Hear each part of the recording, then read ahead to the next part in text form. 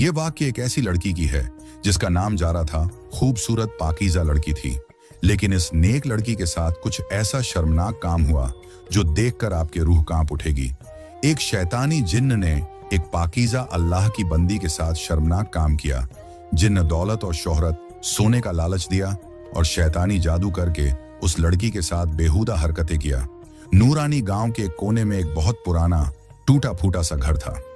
मिट्टी की दीवारें जगह जगह से झड़ चुकी थीं, छत के कुछ हिस्से झुके हुए थे, लेकिन उस घर के अंदर एक बहुत नेक और परहेजगार बुजुर्ग रहते थे जिनका नाम कैमुद्दीन था। कैमुद्दीन बुजुर्ग तो हो चुके थे, मगर मेहनती और खुददार इंसान थे। वे हलाल की कमाई पर यकीन रखते थे और हराम की एक कौड़ी भी अपने घर नहीं लाते थे। उनका एक ही सहारा था, उनकी प्यारी, खूबसूरत और नेक सी बेटी जारा। जारा अपने पिता की आज्ञाकारी, सच्चरित्र और बेहद हया वाली लड़की थी। कैमुद्दीन अपने घर में गुलाब और ऊद, अगरवुड को मिलाकर इत्र और गुलाब जल बनाया करते थे। ये उनका पुश्तैनी काम था और इसी से वे अपना गुजारा करते थे। हर सुबह वे बिस्मिल्लाह कहकर अपने पुराने थैले में छोटी छोटी शीशियां रखते और गांव-गांव, बस्ती-बस्ती जाकर, यहां तक कि सुनसान जगहों पर भी लोगों को इत्र और गुलाब जल बेचते। दिन भर मेहनत करने के बाद जब कैमुद्दीन शाम को घर लौटते तो जारा दरवाजे पर उनका इंतजार करती मिलती। घर में हल्की सी खुशबू होती, दिए की लौ टिमटिमा रही होती और जारा सादा मगर लजीज खाना बनाकर तैयार रखती। पिता जब खाना खाते तो जारा एक तरफ चुपचाप बैठी मुस्कुराती रहती। कैमुद्दीन अपनी बेटी की परवरिश और उसके अच्छे आचरण को देखकर बहुत खुश होते और अल्लाह का शुक्र अदा करते। रात में जब सब सन्नाटा छा जाता तो कैमुद्दीन अपनी बेटी के लिए दुआ करते, या अल्लाह, मेरी जारा को हमेशा अपनी हिफाजत में रखना, उसे नेक रफिका और सुकून भरा नसीब अता करना। फिर सुबह होते ही वे फिर से मेहनत के लिए निकल पड़ते। वही पुराना थैला, वही खुशबू भरा काम और वही उम्मीद कि आज की कमाई भी हलाल और पाक होगी। जिंदगी अपने सुकून भरे रास्ते पर थी। कैमुद्दीन रोज की तरह सब्र और शुक्र के साथ अपना काम करते, इत्र और गुलाब जल की खुशबू फैलाते और शाम को अपनी प्यारी बेटी जारा के पास लौट आते। मगर एक दिन अल्लाह ताला ने उन्हें ऐसे इम्तिहान में डाला जिसकी उन्होंने कभी तवक्को नहीं की थी। उस दिन सूरज ढलने को था, हवा में ठंडक घुल चुकी थी। कैमुद्दीन अपने पुराने थैले में इत्र की शीशियां लिए पहाड़ी रास्ते से लौट रहे थे। रास्ता ऊबड़ खाबड़ था और अचानक उनका पांव फिसल गया। वे जमीन पर गिर पड़े और तेज दर्द ने उनके जिस्म को हिला दिया। उन्होंने उठने की कोशिश की, मगर पांव जैसे जवाब दे चुके थे। उन्होंने या अल्लाह मदद फरमा कहते हुए किसी तरह खुद को घसीटकर पेड़ के सहारे बैठा लिया। काफी देर तक वहां पड़े रहे, फिर किसी राहगीर की मदद से किसी तरह घर तक पहुंचे। दरवाजा खुला तो जारा दौड़ती हुई आई। अब्बू, या अल्लाह, ये क्या हुआ आपको? कैमुद्दीन दर्द से कराहते हुए बोले, बेटी, लगता है अब ये जिस्म पहले जैसा काम नहीं करेगा, पांव जैसे सुन हो गए हैं। जारा ने जल्दी से उन्हें सहारा देकर बिस्तर पर लिटा दिया। उसने पानी और दवा दी, फिर गांव के हकीम साहब को बुलाने गई। हकीम साहब ने मुआयना किया, फिर भारी आवाज में बोले, कैमुद्दीन भाई, झटका बहुत तेज लगा है, लगता है रीढ़ की हड्डी को नुकसान पहुंचा है। अब आपको आराम की सख्त जरूरत है, शायद आप दोबारा चल ना सकें। यह सुनकर जारा का दिल जैसे थम गया, आंखों से आंसू बह निकले, लेकिन कैमुद्दीन ने उसका हाथ थाम लिया। बेटी, सब्र करो, यह भी अल्लाह का फैसला है। जो अल्लाह करता है उसमें हमारी भलाई होती है। वो मुस्कुराने की कोशिश करने लगे, मगर दर्द उनकी आंखों में साफ झलक रहा था। अब कैमुद्दीन बिस्तर पर पड़े रहते। पहले जो अपने हाथों से इत्र की शीशियां भरते थे, अब वही शीशियां कमरे के कोने में रखी रहती। घर में सन्नाटा था, मगर जारा की खिदमत ने उस घर को नूर से भर दिया था। वो सुबह सुबह उठती, अब्बू के लिए दवा तैयार करती, खाना बनाती, उनके कपड़े बदलती और हर वक्त उनकी सेवा में लगी रहती। जब अब्बू मायूस हो जाते तो वो कहती, अब्बू, अल्लाह रहम करने वाला है, शायद उसने आपका काम मुझसे करवाना मंजूर किया है। अब मैं आपकी जगह इत्र बनाऊंगी और बेचूंगी भी। कैमुद्दीन ने नम आंखों से अपनी बेटी की तरफ देखा और कहा, जारा, अल्लाह तुझे दीन और दुनियादारी दोनों में कामयाब करे। तू मेरे लिए अब आंखों का नूर और दिल का सुकून है। अगले ही दिन से जारा ने अपनी जिंदगी का रुख बदल दिया। जिस घर में अब तक कैमुद्दीन साहब की मेहनत की खुशबू गूंजती थी, अब वहीं उनकी बेटी झारा ने अपने छोटे से हाथों से उस खुशबू की विरासत संभाल ली। सुबह जब फज्र की अजान की आवाज वादी में गूंजती तो ज़ारा अपने नर्म बिस्तर से उठ जाती। सबसे पहले वो वुजू करके नमाज अदा करती, फिर दोनों हाथ उठाकर अल्लाह ताला से दुआ मांगती, या अल्लाह मेरे अब्बू को सेहत दे और मेरी मेहनत में बरकत अता फरमा। नमाज के बाद वो रसोई में जाती, सादा मगर प्यार से भरा नाश्ता तैयार करती। फिर वो अपने अब्बू कैमुद्दीन के पास जाती, मुस्कुराते हुए कहती, अब्बू उठ जाइए, नाश्ता ठंडा हो जाएगा। कैमुद्दीन कमजोर आवाज में कहते, बेटी तू खुद भी कुछ खा ले, हर वक्त मेरी फिक्र में रहती है। झारा प्यार से जवाब देती, अब्बू आपकी मुस्कुराहट ही मेरा खाना है। वो अपने अब्बू को बड़े अदब से खाना खिलाती, फिर दवा देती और सिरहाने तकिया ठीक कर देती। उसके बाद वो उस छोटे से कमरे में जाती जहां कभी कैमुद्दीन इत्र और गुलाब जल तैयार किया करते थे। वहीं अब झारा ने अपना छोटा सा काम संभाल लिया था। वो बड़े एहतिमाम से गुलाब की पंखुड़ियां धोती, उन्हें बर्तन में डालकर उबालती, फिर उनकी महक को पानी में उतारती। कमरे में जब गुलाब की खुशबू फैलती तो कैमुद्दीन की आंखें भी नम हो जाती। या अल्लाह कैसी रहमत वाली बेटी अता की है तूने। झारा हर दिन थोड़ी थोड़ी शीशियां तैयार करती, उन्हें पुराने कपड़े में लपेटती और थैले में रखती। फिर अपने अब्बू से इजाजत लेकर कहती, अब्बू दुआ कीजिए आज की रोजी हलाल और बरकत वाली हो। कैमुद्दीन हाथ उठाकर दुआ देते, या रब मेरी इस बेटी के कदमों में बरकत डाल और इसे हर बुराई से महफूज रख। झारा नम आंखों से आमीन कहती और निकल पड़ती। वो गांव की गलियों में जाती, लोगों को अपने हाथों से बनाए हुए इत्र और गुलाब जल दिखाती और मीठे लहजे में कहती, बाजी ये पाक फूलों से बना हुआ गुलाब जल है, इबादत के बाद छिड़कने के लिए बहुत अच्छा है। गांव की औरतें और बूढ़ी अम्माएं उसकी सादगी और नेक नियति देखकर उसे चीजें खरीद लेती। जो कमाई होती वो सावधानी से एक कपड़े में बांध लेती और घर लौटकर अपने अब्बू के सिरहाने रख देती। फिर शाम को जब घर लौटती तो अब्बू की हालत देखती, उनका माथा सहलाती, फिर खाना बनाकर उन्हें खिलाती। पूरे दिन की थकान के बावजूद उसके चेहरे पर कोई शिकन नहीं होती थी, बस सब्र, शुक्र और मोहब्बत की चमक। और कैमुद्दीन हर रात अपनी बेटी को देखकर यही दुआ करते, या अल्लाह तू इस बेटी को अपनी अमान में रख, इसके सब्र का सिला ऐसी रहमत से दे कि दुनिया भी दंग रह जाए। वक्त यूं ही बहता जा रहा था। हर दिन की तरह आज भी झारा ने फज्र की नमाज अदा की, अपने अब्बू कैमुद्दीन को नाश्ता खिलाया और फिर अपने छोटे से थैले में इत्र और गुलाब जल की शीशियां रखी। मगर आज का दिन कुछ अलग था। जैसे ही उसने गुलाब की पंखुड़ियां उबाली, एक अजीब सी महक उठी, बेहद खूबसूरत, दिल को छू लेने वाली, मानो जन्नत की खुशबू हो। कैमुद्दीन ने भी उस खुशबू को महसूस किया और बोले, बेटी आज तो तेरे हाथों में कुछ और ही बरकत है, ये इत्र तो जैसे आसमान से उतरा हो। झारा मुस्कुराई, शायद अल्लाह ताला ने हमारी रोजी में आज कुछ ज्यादा बरकत रखी है अब्बू। वो हमेशा की तरह बिस्मिल्लाह कहकर घर से निकली। रास्ते में फूलों की खुशबू उसके चारों तरफ फैलती चली गई। गांव की औरतें आज उससे पहले से ज्यादा चीजें खरीद रही थीं। हर कोई कह रहा था, झारा आज तेरे इत्र में तो कुछ अलग ही बात है। झारा खुश थी, मगर उसे एहसास नहीं था कि कोई उसकी हर हरकत पर नजर रखे हुए है।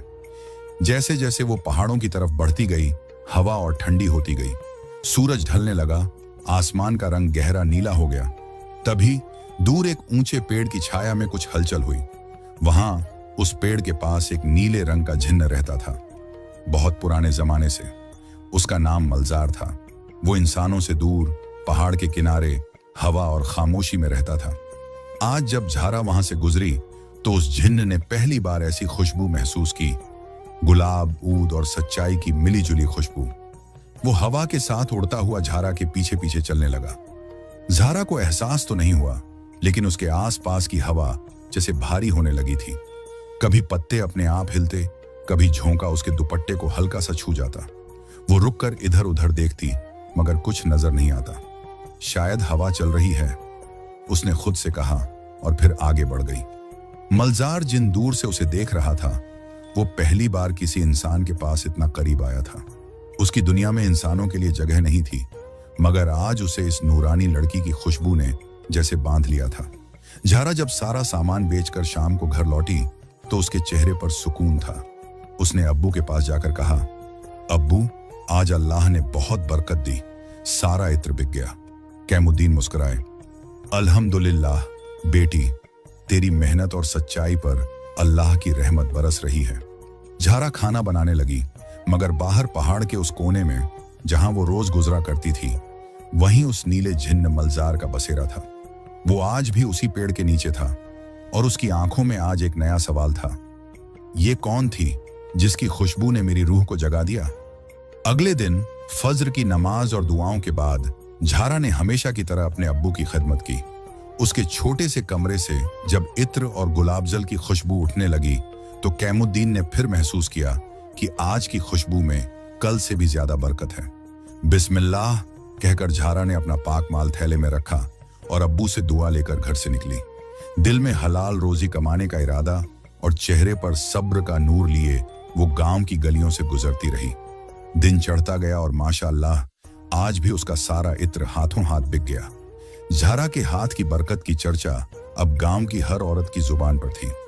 आखिरी कुछ शीशियां बेचने के बाद जोहर की नमाज का वक्त करीब था और झारा अब उस सुनसान पहाड़ी रास्ते की तरफ मूरी जहां से होकर वो अपने घर लौटती थी। नीला झिन्न मलजार बेचैन था। कल रात से उसने नींद नहीं ली थी। झारा की पाक खुशबू ने उसकी रूह को झंझोड़ दिया था। पहली बार उसके दिल में किसी इंसान के लिए जज्बा जागा था। वह कोई मामूली मोहब्बत नहीं थी, बल्कि एक रूहानी इश्क था जो झारा की सादगी और ईमान से पैदा हुआ था। मलजार ने तय कर लिया कि वह अब इंतजार नहीं करेगा। जैसे ही झारा अपने घर की तरफ बढ़ रही थी, उसने महसूस किया कि आसपास के पेड़ पौधे अचानक बेजान होने लगे और खामोशी इतनी गहरी हो गई कि अपने दिल की धड़कन भी सुनाई देने लगी। झारा ने कलमा शहादत पढ़ा और अल्लाह से पनाह मांगी। तभी उसके ठीक सामने हवा में एक नीले रंग की रोशनी तेजी से जमा हुई। रोशनी फैली और देखते ही देखते उसके सामने एक लंबा कद रोशनी से भरा हुआ जवान खड़ा हो गया। ये झिन्न मलजार था। उसके जिस्म से एक ठंडी अजीब सी खुशबू आ रही थी और उसकी आंखें अंगारों की तरह चमक रही थी। झारा ने हैरत और खौफ से आंखें बंद कर लीं। वह जानती थी कि यह कोई आम इंसान नहीं है। उसने अल्लाह का नाम लिया और जोर से कहा, औजु बिल्लाहि मिनश शैतानिर रजीम। जिन्न मलजार की आवाज हवा में गूंजी, तेज मगर दर्द भरी। ऐ नूरानी लड़की, झारा, मुझसे मत डर। मैं खैर लेकर आया हूं, कोई शर नहीं। मैंने तेरी एक झलक देखी है और मेरी सदियों की तन्हाई दूर हो गई। ऐ झारा, मैं तेरा आशिक हूं। झारा कांप उठी, मगर उसने हिम्मत से काम लिया। तुम कौन हो और ये क्या गुस्ताखी है? एक परदेश में चलने वाली हया वाली लड़की के सामने तुम्हारा इस तरह आना बेअदबी है। जिन्न मलजार ने झारा के सामने अपने घुटने टेक दिए। उसकी आंखों में शिद्दत ए इश्क थी। मैं इस पहाड़ का सबसे पुराना बाशिंदा जिन्न मलजार हूं। मैंने तेरे ईमान और तेरी खिदमत वालिद को देखा है। मैं तुझे अपनी तन्हाई से निकालकर शहजादी बनाना चाहता हूं। ऐ झारा, मैं तुझसे निकाह करना चाहता हूं। उसने अपने हाथ हवा में उठाए और पल भर में आसपास की रेत सोने के सिक्कों में बदल गई। उसने झारा की तरफ देखते हुए कहा, मैं तुझे दौलत दूंगा, इतनी कि तेरी 7 नस्लें भी खर्च न कर पाए। तेरा टूटा घर मैं एक रात में संगे मरमर का महल बना दूंगा। तेरी तकलीफें और तेरे अब्बू का दर्द मैं खत्म कर दूंगा। मैं तुझे ऐसी ताकत दूंगा कि दुनिया की शोहरत तेरे कदमों में होगी। तू जो भी मांगेगी, ऐ मेरी माशूका, मैं सब दूंगा। बस तू मेरा इश्क कबूल कर ले। झारा के दिल में एक भयानक इम्तिहान शुरू हो चुका था। उसके सामने दौलत, आराम और बाप की सेहत थी और दूसरी तरफ उसका ईमान और हलाल की जिंदगी थी। झारा ने गहरे सांस ली, अपना दुपट्टा मजबूती से ओढ़ा और जिन्न की आंखों में देखा। उसके चेहरे पर अब डर नहीं बल्कि ईमानी सुकून था। ऐ जिन्न, तेरा शुक्रिया कि तूने मुझे इस काबिल समझा। मगर सुन, मेरा बाप मुझे जिस हाल में देखता है वही मेरी दौलत है। मेरा ईमान और हलाल की रोजी ही मेरा महल है और मेरा आशिक सिर्फ वो हो सकता है जो अल्लाह के बताए हुए पाक रास्ते पर चले। उसने जिन्न मलजार की आंखों में सीधे देखते हुए ईमानी वकार के साथ दो टुक जवाब दिया। ऐ जिन्न, तूने मुझे दौलत और शोहरत का अर्श दिखाया, मगर मेरी दौलत और मेरा अर्श मेरे अब्बू के पांव तले है।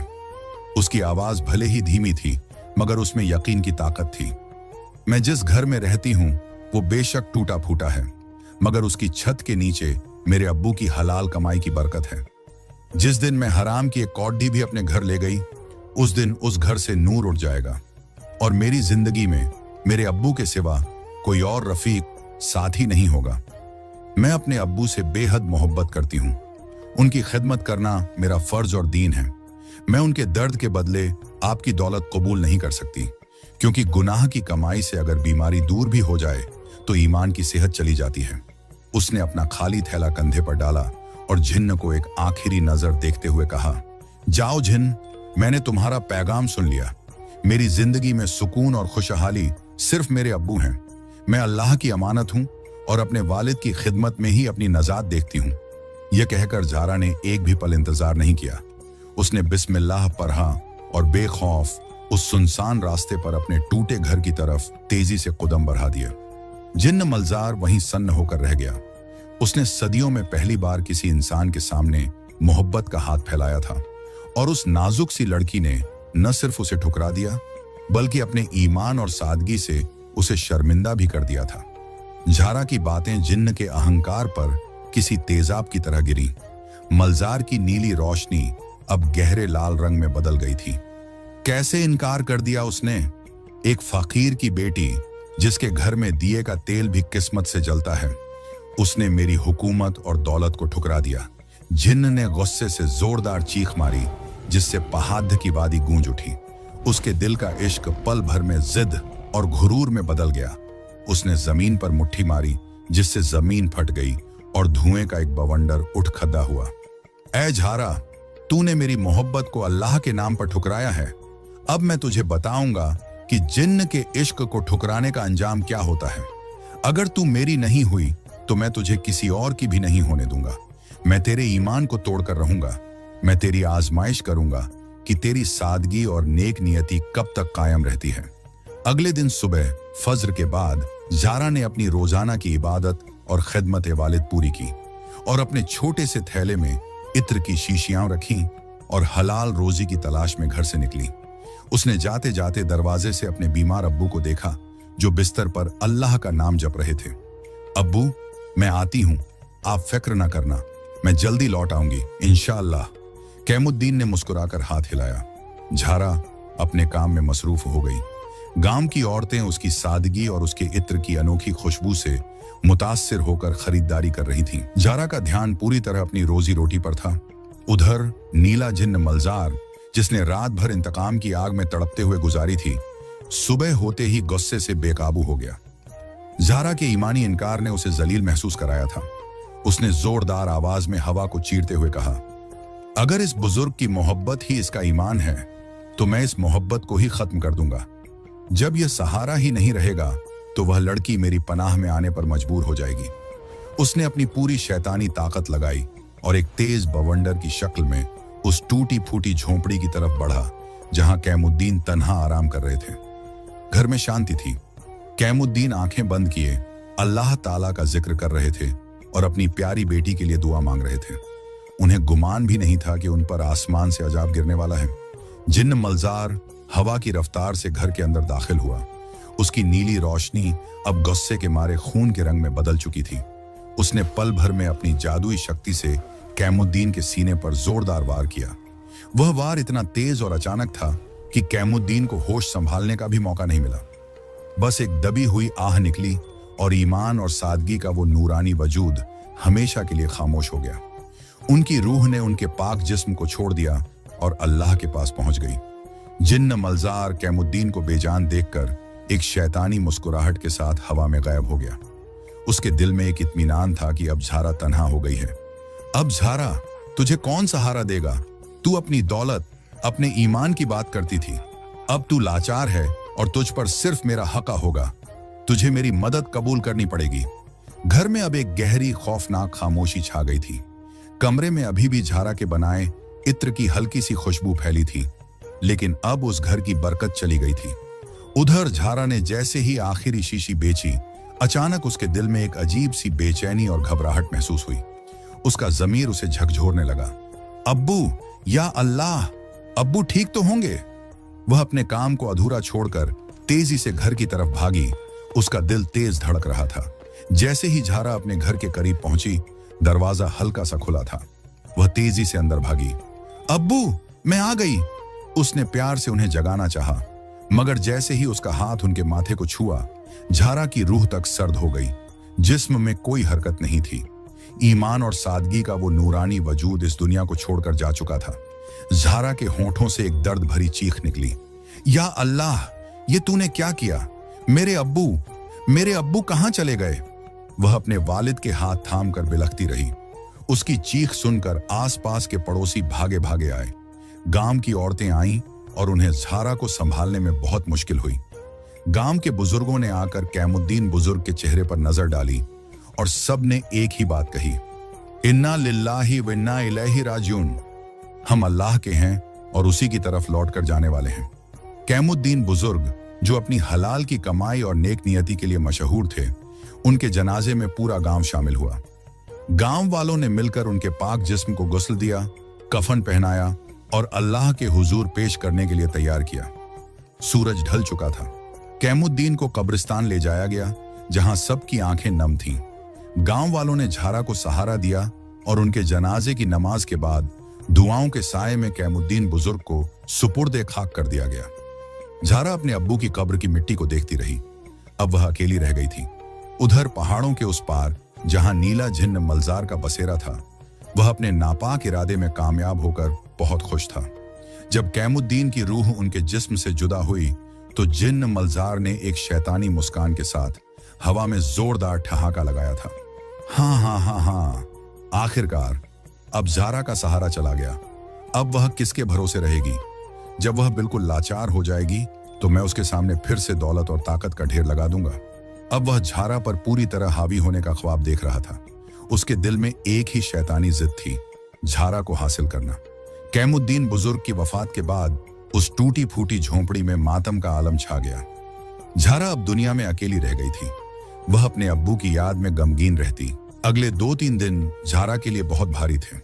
वह सुबह उठती, फज्र की नमाज पढ़ती और फिर अपने अब्बू के खाली बिस्तर को देखती रहती। उसने न तो रसोई में जाकर नाश्ता बनाया और न ही उस छोटे से कमरे में गई जहां गुलाब की पंखुड़ियां उसका इंतजार कर रही थी। हलाल रोजी कमाने का काम बिल्कुल रुक गया था। इत्र की शीशियां, गुलाब जल के बर्तन सब अंधेरे में पड़े थे। झारा का दिल टूट चुका था। वह सोचती, या अल्लाह, अब मैं कैसे जीऊंगी? मेरा सहारा चला गया। लेकिन फिर उसे अपने अब्बू की नसीहतें याद आईं। बेटी, सब्र करो। जो अल्लाह करता है उसमें हमारी भलाई होती है। हलाल कमाई कभी नहीं छोड़ना, यही हमारा ईमान है। 3 दिन बाद सूरज निकलने के साथ ही झारा ने एक गहरा सांस लिया। उसने वुजू किया, तहज्जुद की नमाज अदा की और अल्लाह से दुआ की, या अल्लाह, मेरे सब्र को मजबूत कर। मेरे अब्बू की अमानत, इत्र का काम को संभालने की ताकत दे, ताकि मैं हलाल रोजी पर कायम रह सकूं। अगले दिन झारा ने अपने आंसू पोंछे, अपने ईमान को मजबूत किया और इत्र बनाने वाले कमरे में गई। उसने बिस्मिल्लाह पढ़कर फिर से गुलाब की पंखुड़ियां उबाली। कमरे में जब पाक और खुशबूदार महक फैली, तो झारा के दिल को कुछ सुकून मिला। उसने जल्दी जल्दी गुलाब जल और इत्र की छोटी छोटी शीशियां तैयार की। यह काम अब सिर्फ रोजी रोटी का जरिया नहीं था, बल्कि यह उसके अब्बू की अमानत थी। झारा ने अपना पुराना थैला लिया, अपने अब्बू की कब्र की तरफ रुक करके दुआ की और हलाल रोजी की तलाश में घर से निकल गई। झारा अपने इत्र को बेचती हुई पहाड़ी रास्ते की तरफ जा रही थी। अचानक झारा को खतरा महसूस हुआ। उसने फौरन कलमा शहादत पढ़ा और अल्लाह से पनाह मांगी। तभी उसके ठीक सामने नीला झिन्न मलजार जाहिर हुआ। उसकी आंखें लाल अंगारों की तरह जल रही थीं और उसके जिस्म से नापाक गुस्से की तपिश आ रही थी। झारा, तुम फिर वापस आ गई। तुम्हें मेरे इश्क को कबूल करना होगा। अब तुम्हारे पास कोई और सहारा नहीं है। जिन्न की आवाज चीख जैसी थी। इससे पहले कि झारा कुछ कहती, जिन्न ने गुस्ताखी की। उसने तेजी से झारा की तरफ झपटा और उसका हाथ पकड़ने लगा। मैं तुमसे इश्क करता हूं, तुम्हारे बगैर जी नहीं सकता, तुम मेरी हो। जिन्न ने झारा के साथ गलत हरकत शुरू कर दी। झारा खौफ और गुस्से से कांप उठी। वह जिन्न के शिकंजे से छूटने की जबरदस्त कोशिश करने लगी। उसके जहन में सिर्फ एक ही बात थी, अल्लाह, मेरी इज्जत की हिफाजत कर। इसी खींचतान में झारा का हाथ अपने पुराने थैले पर पड़ा। उसके अंदर गुलाब जल और इत्र की शीशियां थीं। ज़ारा ने पलट कर देखा। उसे अपने अब्बू के हलाल काम की बरकत याद आई। उसने एक आखिरी कोशिश में अपने हाथ में आई इत्र की एक शीशी खोली और बिस्मिल्लाह कहते हुए उस हलाल कमाई के इत्र को पूरी ताकत से जिन्न मलजार के वजूद पर छिड़क दिया। जैसे ही पाक गुलाब और हलाल कमाई की खुशबू वाला वह इत्र जिन्न मलजार के नापाक जिस्म से टकराया, एक अजीब मंजर पेश आया। जिन्न मलजार का सारा नीला वजूद अचानक लाल हो गया और फिर ऐसा लगा जैसे उसके ऊपर तेजाब डाल दिया गया हो। उसके जिस्म से जोरदार धुआं उठने लगा। वह भयानक तरीके से चीखने लगा, आह हा हा, ये क्या है? ये कैसी आग है? ये तो पाक खुशबू है, मुझे जला रही है। जिन्न का जिस्म पानी की तरह पिघलने लगा। झारा का इत्र जो नेक नियत और वालिद की दुआओं से बना था, जिन्न के लिए अजाब बन गया। मलजार तेज दर्द और भयानक चीख के साथ जमीन पर गिर पड़ा। जरा ही देर में उसका शैतानी वजूद पूरी तरह से झलकर खाक हो गया और हवा में गायब हो गया। अब वहां सिर्फ झारा खड़ी थी। झारा के पाक इत्र की बरकत से जिन्न मलजार का शैतानी वजूद जलकर खत्म हो गया। झारा ने अपने ईमान और हलाल की कमाई की ताकत से शैतान को शिकस्त दी।